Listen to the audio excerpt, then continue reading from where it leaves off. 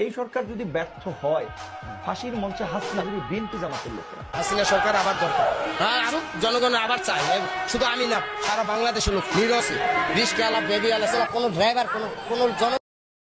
হঠাৎ ঢাকার রাস্তায় স্লোগান দিচ্ছে আওয়ামী লীগ। এবার যদি মৃত্যু আসে, নির্ঘাত মনে রাখেন, একটার পরে ইনশাল্লাহ মরবো।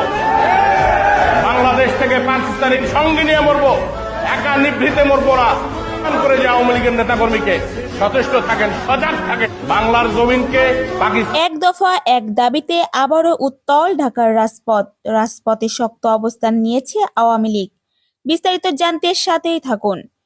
এবার দফা এক দাবি এক ডক্টর ইউনূসের পদত্যাগ স্লোগান দিয়ে রাজপথ ঘেরাও করে বিক্ষোভ মিছিল করছে আওয়ামী লীগ, ছাত্রলীগ, জাতীয় পার্টি এবং বিভিন্ন অঙ্গ সংগঠনের নেতাকর্মী সহ সাধারণ জনগণ।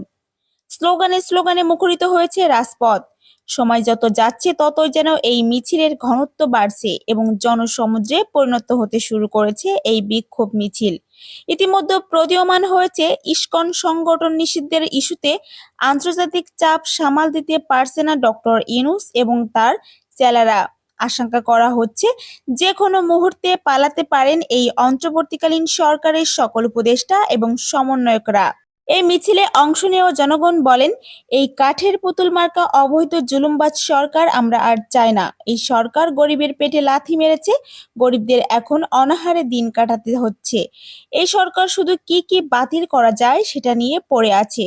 দেশের মানুষ কোনো অবস্থায় দিন কাটাচ্ছে সেটা নিয়ে তার জানার কোনো প্রয়োজন নেই। বিক্ষোভকারীদের দাবি, আমাদের আগের সরকারই ভালো ছিল, শেখ হাসিনাকে সসম্মানে দেশে ফিরিয়ে এনে তাকে ক্ষমতা বুঝিয়ে দিতে হবে, অন্যথায় আমরা রাজপথ ছাড়ব না।